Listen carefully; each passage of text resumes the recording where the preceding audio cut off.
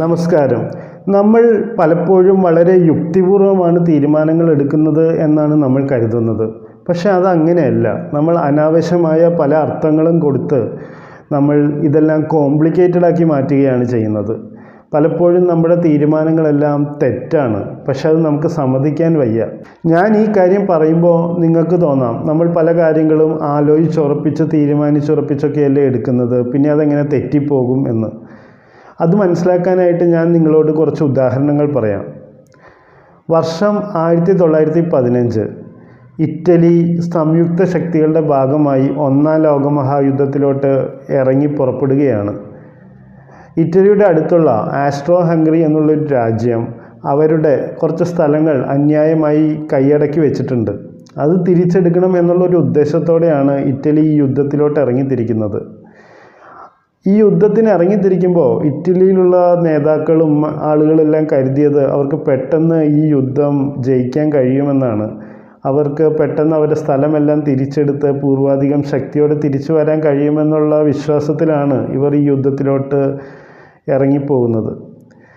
പക്ഷേ യുദ്ധം തുടങ്ങിയപ്പോഴാണ് അവർക്ക് മനസ്സിലായത് അവർ വിചാരിച്ച പോലെ അത്ര എളുപ്പം ജയിക്കാൻ കഴിയുന്നൊരു യുദ്ധമല്ല. കാരണം ആസ്ട്രോ ഹംഗറി വളരെ ശക്തമായ ഒരു പ്രതിരോധ നിര ഇവർക്ക് മുമ്പിൽ അണിനിരത്തിയിരുന്നു. അതുകൊണ്ട് തന്നെ ഇറ്റലിക്ക് ജയിച്ചു കയറുക എന്നുള്ളത് അത്ര എളുപ്പമുള്ളൊരു കാര്യമായിരുന്നില്ല. ഒന്നാമത്തെ യുദ്ധത്തിൽ അവർക്കൊരു 15,000-ഓളം പട്ടാളക്കാരെ നഷ്ടപ്പെട്ടു. രണ്ടാമത്തെ യുദ്ധത്തിൽ ഒരു 40,000 പട്ടാളക്കാരുടെ ജീവൻ പോയി. പിന്നീട് അവർ മൂന്നാമത് ഏറ്റുമുട്ടിയപ്പോൾ 60,000-ഓളം പട്ടാളക്കാരുടെ ജീവനാണ് നഷ്ടപ്പെട്ടത്. അപ്പോൾ 2 വർഷം കൊണ്ട് അവർ 11 തവണയാണ് പരസ്പരം ഏറ്റുമുട്ടിയത്. അപ്പോൾ ഈ 11 ഏറ്റുമുട്ടലുകൾ കൊണ്ട് ഇറ്റലിക്ക് കുറച്ച് കിലോമീറ്ററുകളൊക്കെ നേടിയെടുക്കാൻ കഴിഞ്ഞു എന്നുള്ളത് യാഥാർത്ഥ്യമാണ്. പക്ഷേ ഇറ്റലിക്ക് നഷ്ടപ്പെട്ട ജീവനുകളുടെ കണക്കെടുത്ത് നോക്കിക്കഴിഞ്ഞാൽ അതൊരു 7 ലക്ഷത്തോളം പട്ടാളക്കാർ വരും. അതുപോലെ തന്നെ 10 ലക്ഷത്തോളം ഇറ്റലിയിലെ യുവാക്കൾ പരിക്ക് പറ്റി തിരിച്ചു വരേണ്ടി വന്നിട്ടുണ്ട്. അപ്പോൾ ഈ ഒരു തീരുമാനം ശരിയാണ് എന്ന് നിങ്ങൾക്ക് തോന്നുന്നുണ്ടോ? ശരിക്കും ആദ്യത്തെ യുദ്ധത്തിൽ ഇവർക്ക് ഈ കാര്യം മനസ്സിലായപ്പോൾ തന്നെ ഈ യുദ്ധത്തിൽ നിന്ന് പിന്മാറുകയായിരുന്നെങ്കിൽ പിന്നീട് നഷ്ടപ്പെട്ട ജീവനുകളൊക്കെ നമുക്ക് രക്ഷിക്കാമായിരുന്നില്ലേ? അതത്ര എളുപ്പമുള്ളൊരു കാര്യമാണോ? ആദ്യത്തെ യുദ്ധത്തിൽ അവർക്കൊരു 15,000 പട്ടാളക്കാരുടെ ജീവനാണ് നഷ്ടപ്പെട്ടത്. പക്ഷേ ഈ നേതാക്കളും ആളുകളൊക്കെ അവിടെയുള്ളവരോട് എന്ത് പറയും? അവരുടെ മാതാപിതാക്കളോട് എന്ത് പറയും? ക്ഷമിക്കണം, നമുക്കൊരു തെറ്റ് പറ്റിപ്പോയി എന്ന് ഈ നേതാക്കൾ സമ്മതിക്കുമോ? ഒരിക്കലുമില്ല. പകരം അവർ പറയാൻ സാധ്യതയുള്ളത് എന്തായിരിക്കും? നമ്മുടെ കുട്ടികൾ മരിച്ചത് വെറുതെ അല്ല, നമ്മൾ എന്ത് വില കൊടുത്തും ഈ യുദ്ധം ജയിച്ചിരിക്കും. അങ്ങനെ പറഞ്ഞിട്ടായിരിക്കും അവർ രണ്ടാമത്തെ യുദ്ധത്തിന് പോയിട്ടുണ്ടാവുക. ഇത് തന്നെയായിരിക്കും ഓരോ തവണയും ആവർത്തിച്ചിട്ടുണ്ടാവുക.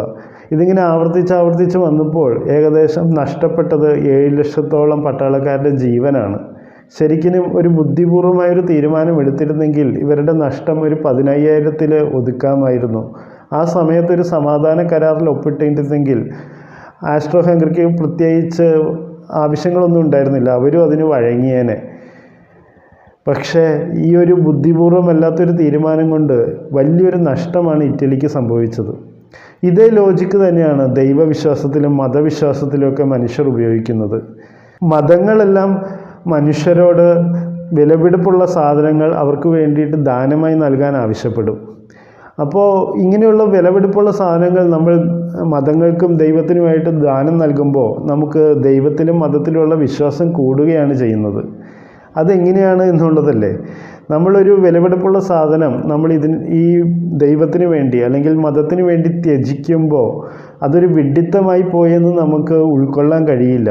ഉദാഹരണത്തിന്, ഒരു ധനികനായ ഒരു വിശ്വാസിയോട് പുരോഹിതൻ പറയുന്നു, നിങ്ങളൊരു കാളയെ ദൈവത്തിന് ബലി നൽകുക എന്ന് പറയുന്നു. ആ വിശ്വാസി ഒരു കാളയെ ആ ദൈവത്തിന് ബലി നൽകുന്നു. അപ്പോൾ ഈ വിശ്വാസിയുടെ വിശ്വാസം കൂടുമെന്ന് ഞാൻ പറയാൻ കാര്യം എന്താണെന്നറിയോ? അദ്ദേഹം ചെയ്തത് ഒരു വിഡ്ഢിത്തമല്ല എന്ന് അദ്ദേഹത്തിൻ്റെ മനസ്സിനെ ബോധിപ്പിക്കണം എന്നുണ്ടെങ്കിൽ ദൈവമുണ്ടെന്നും അവിടെ മതമുണ്ടെന്നും അതൊക്കെ അദ്ദേഹത്തിന് വിശ്വസിച്ചേ പറ്റുകയുള്ളൂ.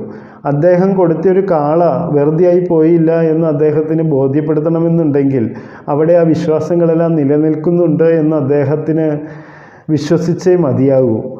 അപ്പോൾ ആദ്യം കൊടുത്ത കാള വെറുതെയായി പോയില്ല എന്നറിയാൻ വേണ്ടിയിട്ട് വീണ്ടും ഒരു കാളയെ അദ്ദേഹം ബലി നൽകും. അതുപോലെ ഓരോ വർഷങ്ങൾ കഴിയുമ്പോൾ പുതിയ പുതിയ കാര്യങ്ങൾ ആ ഒരു ദൈവത്തിന് വേണ്ടിയിട്ട് അദ്ദേഹം വീണ്ടും വീണ്ടും ബലി നൽകാൻ നിർബന്ധിതനാവും. കാരണം അദ്ദേഹം മുമ്പ് കൊടുത്ത ബലികളൊക്കെ വെറുതെയായി പോയില്ല, അതിനെല്ലാം അർത്ഥമുണ്ട് എന്ന് അദ്ദേഹത്തെ ബോധ്യപ്പെടുത്തേണ്ടത് അദ്ദേഹത്തിൻ്റെ ആവശ്യമാണ്. ഇതാണ് അനാവശ്യമായ അർത്ഥങ്ങൾ കൊടുത്ത് നമ്മൾ കുഴപ്പത്തിൽ ചെന്ന് ചാടുമെന്ന് പറയുന്നത്. ഇങ്ങനെ വിശ്വസിച്ചുകൊണ്ടിരിക്കുന്ന ഒരാളുടെ അടുത്ത് ചെന്നിട്ട് ദൈവമില്ല, മതമില്ല എന്നൊക്കെ പറഞ്ഞു കഴിഞ്ഞാൽ അവർക്ക് ഒരിക്കലും അത് ഉൾക്കൊള്ളാൻ കഴിയില്ല. കാരണം അവർ ഇത്രയും നാൾ അതിനു വേണ്ടിയിട്ട് ചെലവഴിച്ച ഊർജവും പണവും അതെല്ലാം വെറുതെയായി പോയി എന്ന് വിശ്വസിക്കാനായിട്ട് അവർ ഇഷ്ടപ്പെടുന്നില്ല. സാമ്പത്തിക കാര്യത്തിലും ഇതുപോലുള്ളൊരു അന്ധവിശ്വാസങ്ങൾ ആണ് പലപ്പോഴും നിലനിൽക്കുന്നത്. നമുക്കൊരു ഉദാഹരണം കൂടി നോക്കാം. 1999 സ്കോട്ട്ലൻഡിൽ ഒരു പാർലമെൻറ്റ് പണിയണം എന്ന് തീരുമാനമെടുക്കുന്നു.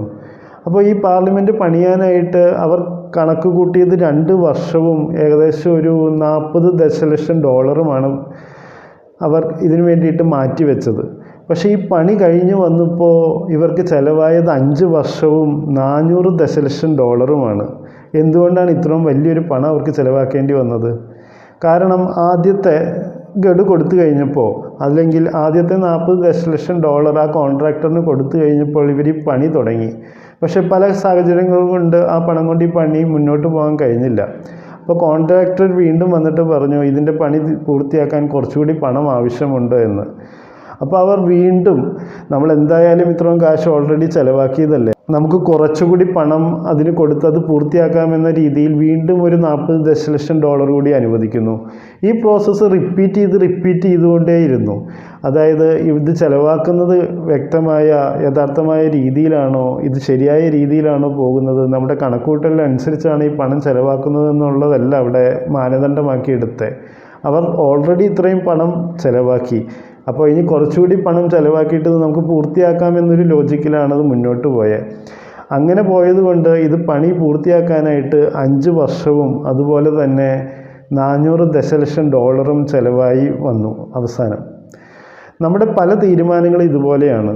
പല കോർപ്പറേറ്റുകളും പരാജയപ്പെടുന്ന പല സാധനങ്ങളിൽ നിന്നും പിന്മാറാതെ വീണ്ടും വീണ്ടും അതിലോട്ട് പണം മുടക്കുന്നത് നമ്മൾ കാണാറുണ്ട്.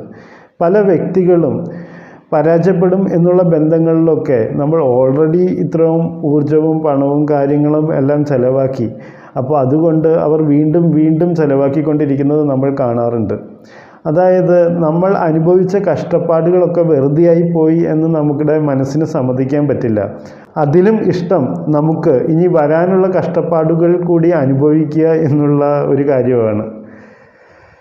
നമ്മുടെ തീരുമാനങ്ങളെല്ലാം പലപ്പോഴും യുക്തിപൂർവമല്ല എന്ന് നിങ്ങളെ ബോധ്യപ്പെടുത്താൻ വേണ്ടിയിട്ടാണ് ഞാൻ ഇന്ന് ഈ അധ്യായത്തിൽ ഈ വക കഥകളൊക്കെ പറഞ്ഞത്. നമുക്ക് അടുത്ത അധ്യായത്തിൽ മറ്റൊരു കഥയുമായി വീണ്ടും കാണാം. Thank you.